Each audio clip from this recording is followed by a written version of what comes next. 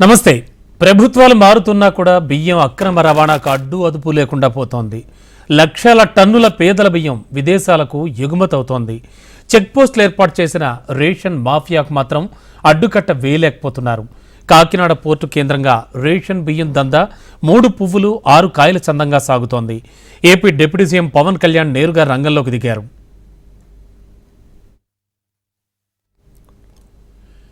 AP నుంచి ఇతర ప్రాంతాలకు రేషన్ బియ్యం తరలిస్తున్నారన్న విమర్శలు ఎప్పటినుంచో ఉన్నాయి. అధికారుల అండతోనే యథేచ్ఛగా దందా కూడా కొనసాగుతోందన్న ఆరోపణలు ఉన్నాయి.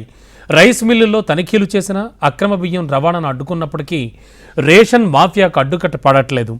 తనిఖీల కోసం చెక్పోస్టులు ఏర్పాటు చేసిన పోలీస్, రెవెన్యూ, రాష్ట్ర పన్నులు, రవాణా తదితర శాఖల నుంచి సహకారం ఉండడం లేదనే విమర్శలు వెల్లువెత్తుతున్నాయి. కాకినాడ పోర్టు సమీపంలోని మిల్లులు, రాష్ట్రంలోని వివిధ ప్రాంతాల్లో వేలాది టన్నుల రేషన్ బియ్యం నిల్వలు పట్టుబడ్డా అక్రమార్కుల్లో బెదురన్నది కనిపించడం లేదు.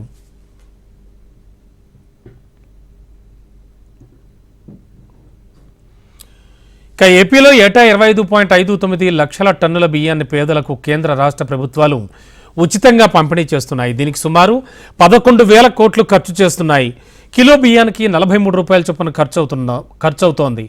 వీటిని రేషన్ మాఫియా కిలో 11 రూపాయల చొప్పున కార్డుదారుల నుంచి కొనుగోలు చేస్తోంది. అక్కడి నుంచి మిల్లులకు, ఆ తర్వాత విదేశాలకు తరలిస్తోంది. మొత్తం పంపిణీ చేసి రేషన్ బియ్యంలో 80% నల్ల బజారుకు తరలిస్తున్నట్లుగా అంచనా. అందులో 60%కి పైగా కాకినాడ చుట్టుపక్కల ప్రాంతాలకు అక్రమ రవాణా అవుతోంది. వాటిని పాలిష్ చేసి నూకలుగా మార్చి కాకినాడ, కృష్ణపట్నం, ఇతర పోర్టుల ద్వారా గత సర్కార్ హయాంలో విదేశాలకు పెద్ద ఎత్తున తరలించారు. ఈ విధంగా కోట్ల రూపాయలు పోగేసుకుంటున్నారు. పోర్టులపై పర్యవేక్షణ, గోదాముల్లో సోదాలు లేకపోవడంతో అక్రమ ఎగుమతులు ఇష్టారీతిన కొనసాగుతున్నాయన్న ఆరోపణలున్నాయి.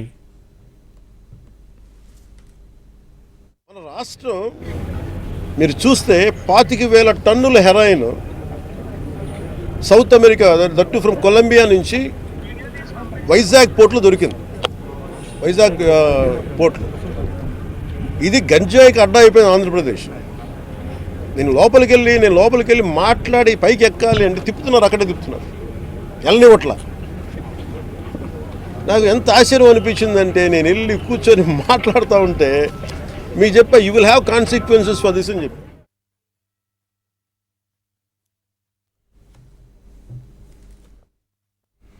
కూటమి ప్రభుత్వం అధికారంలోకి వచ్చిన తర్వాత పౌర సరఫరాల శాఖ మంత్రి నాదెండ్ల మనోహర్ 2 రోజుల పాటు ఆకస్మిక సోదాలు చేపట్టారు. సుమారు 50,000 టన్నుల వరకు బియ్యాన్ని స్వాధీనం చేసుకున్నారు. అయినప్పటికీ కాకినాడ పోర్టు నుంచి అక్రమ ఎగుమతులు ఆగకపోవడంతో deputy CM Pawan Kalyan Kakinada anchorage పోర్టులో తనిఖీలు చేపట్టారు. ఎగుమతికి సిద్ధంగా ఉంచిన 640 టన్నుల బియ్యాన్ని గుర్తించి అధికారులను నిలదీశారు.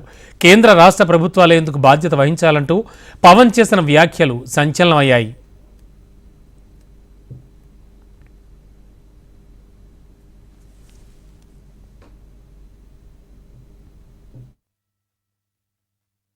వెళ్ళి రేషన్ షాప్ డీలర్ దగ్గరికి పంపించేవాళ్ళేమో, కానీ ఈ ప్రభుత్వం వచ్చాక ఇప్పుడు ఏమైపోయింది, ఆ ration direct vans has become బస్తాలు వేసుకురావడం, పంపించేయడం, ఆ లబ్ధిదారులకే 300 రూపాయలు ఇవ్వడం.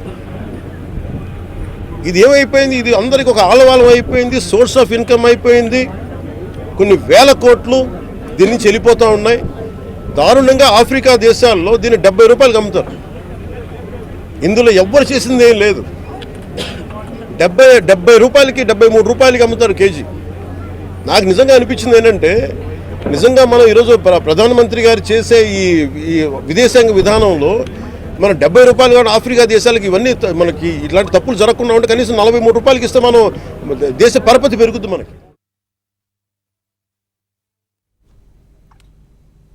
తూర్పుగోదావరి జిల్లాకు చెందిన రైస్ ఇండస్ట్రీస్కు సంబంధించిన ప్రముఖ బ్రాండ్ల రైస్ కాకినాడ పోర్టు నుంచి విదేశాలకు ఎగుమతి అవుతూ ఉంటుంది. కొందరు అక్రమార్కులు రేషన్ బియ్యం కొనుగోలు చేసి విదేశాల్లో 70 రూపాయలకు అమ్ముకుంటూ తమ జేబులు నింపుకుంటున్నారు. అక్రమ రేషన్ బియ్యం ఆరోపణలతో కాకినాడ పోర్టులో నిలిచిపోయిన స్టెల్లా నౌకకు పోర్టు అధికారులు అనుమతులు నిరాకరించారు. రేషన్ మాఫియా వెనకాల ఎవరున్నారు అనే దానిపై జోరుగా చర్చ కొనసాగుతోంది. అక్రమార్కుల్ని బయటపెట్టాల్సిన అవసరం ఎంతైనా ఉంది.